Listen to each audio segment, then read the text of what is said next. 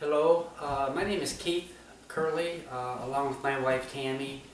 We're the owners of Curley's Sausage Kitchen. I don't know if you might have watched some of our other videos. I'm in my sausage kitchen making sausage. Tonight, it's December 23rd.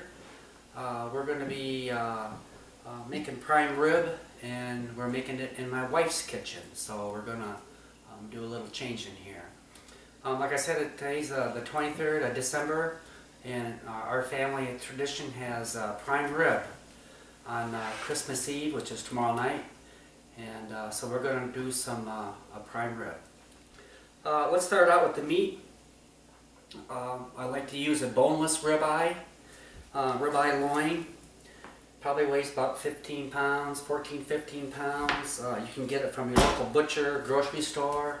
I just got mine down here at our local grocery store. You can get them with the bone in.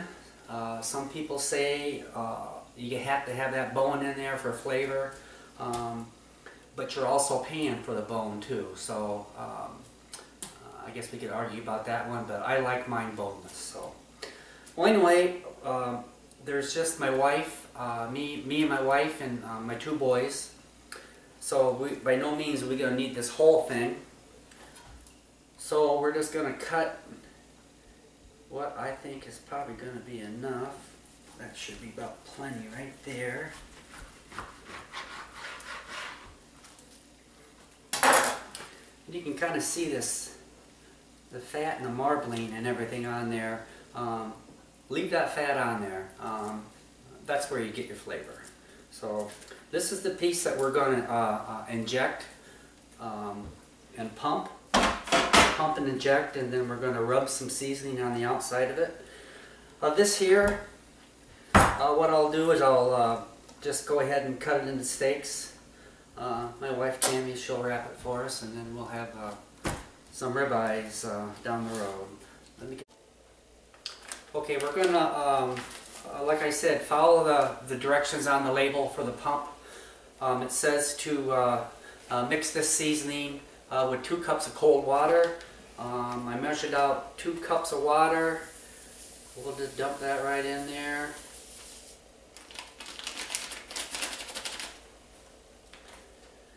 Then you want to stir it until it's dissolved.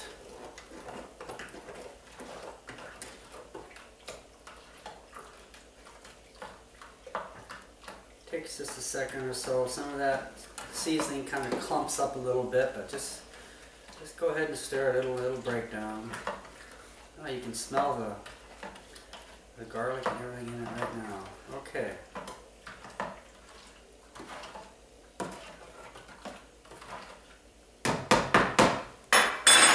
Okay, what I like to do is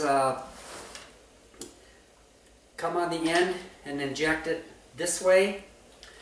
You can if you want. You could go this way if you wanted to, but I've always kind of liked going this route. Just go ahead and put some marinade in your injector. Stick it in. And then as you're, pull it out and inject the marinade in. Go over about another inch. Do the same thing. You can kind of see it running out there.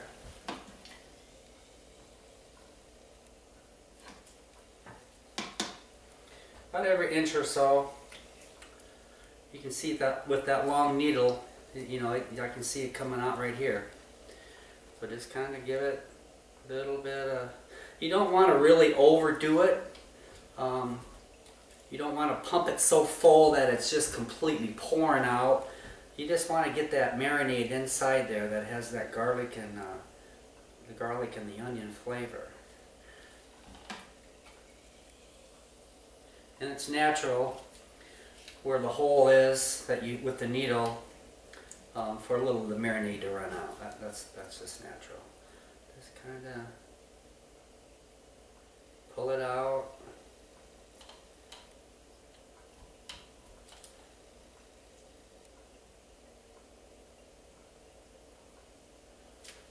so.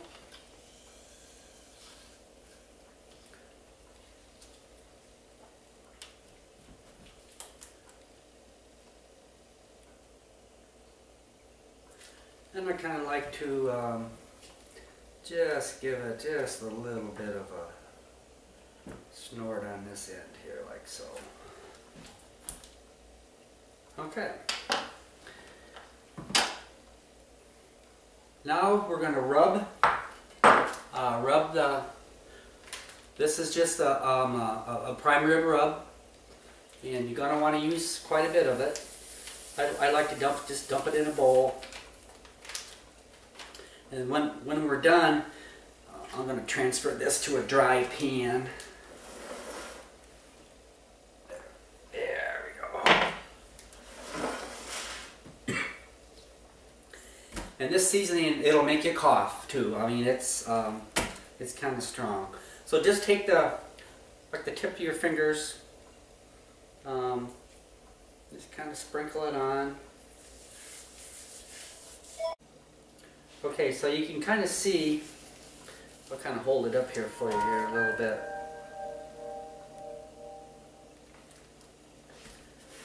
You can kind of see how that's really turned. That's that it's got the caramel colored. That's what you want. And like I say, you can use it for many items to do. Poultry, pork, wild game, prime rib, roast beef. We use this a lot in our catering business when we used to do a lot of catering, and I'm sure you're going to like it. Okay, now we have the rib roast. We have it pumped with the prime rib pump. We have it rubbed with the prime rib rub.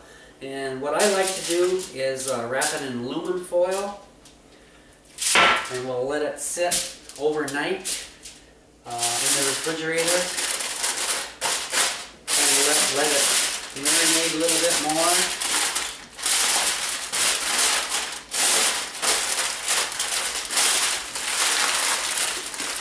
Tuck that all in there nice and tight.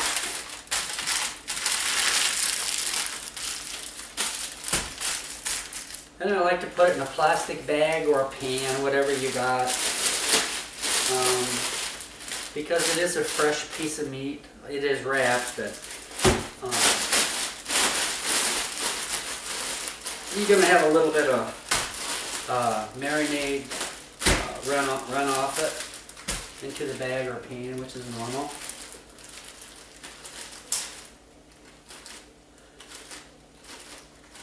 Okay, so we'll put this in the refrigerator tonight.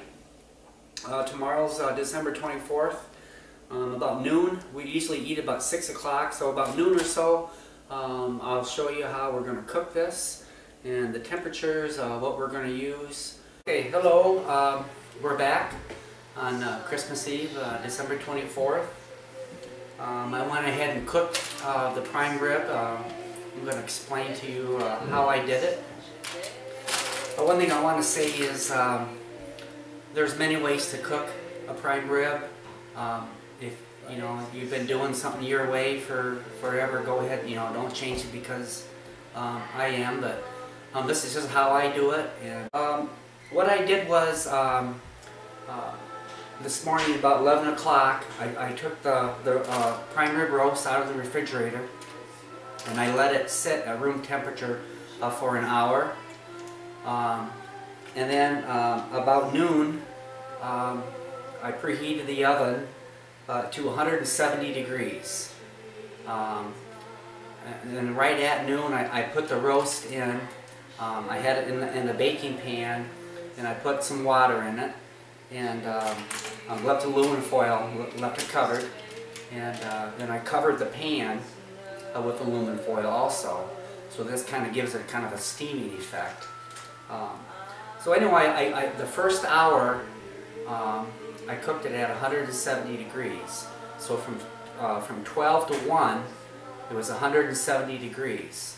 Okay, and then at 1 o'clock, I raised the temperature to 180 degrees.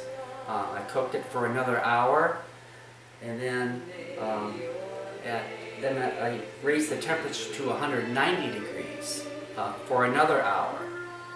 And then after that hour was done, I raised the temperature to 200 degrees.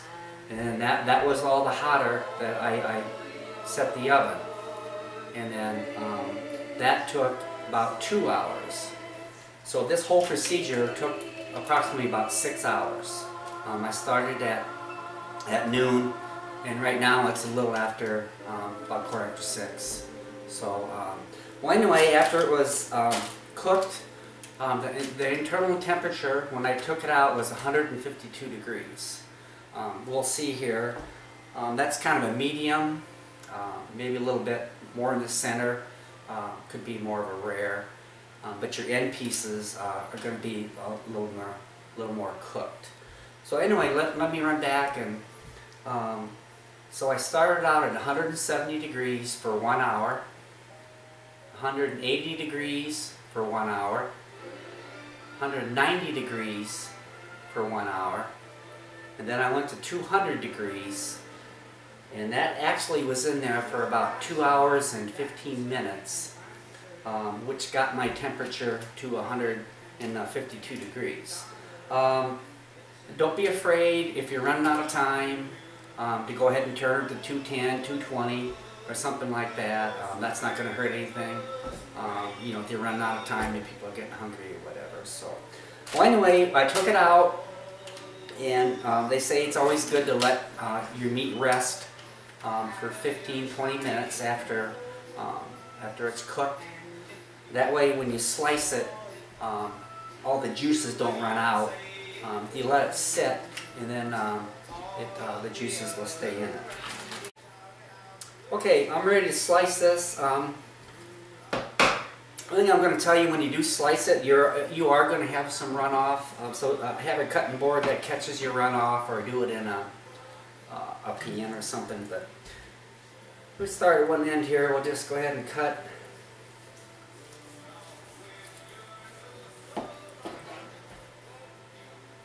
So, you know, these end pieces, like I said, are going to be a little bit more cooked.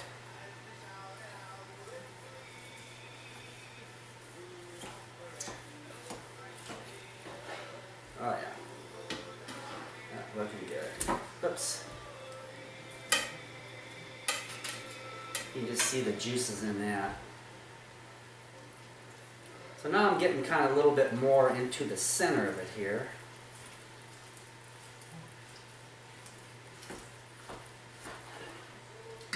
And you can kind of see it's getting to be a little bit more rare.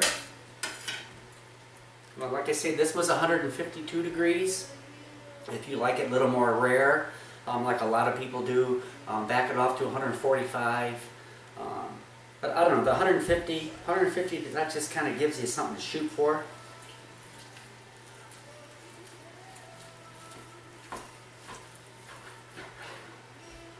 And there's another good view of the centerpiece. I don't know how good the camera's going to show up, but you can kind of see it. It's just kind of a medium, kind of a, not so rare where the blood is just completely running out, but that's just kind of nice. So,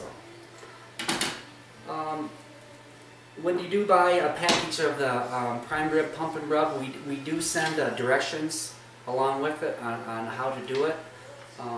Also, you can go onto our website, go to our home page, and on the top of our home page it'll say recipes. Click on that recipe, and you can find all of our recipes on there, including the prime rib, and then of course this video too, which you're watching right now. So, from all of us at Curly's Sausage Kitchen, we'd like to wish everybody a Merry Christmas and Happy New Year. Merry Christmas. Merry Christmas.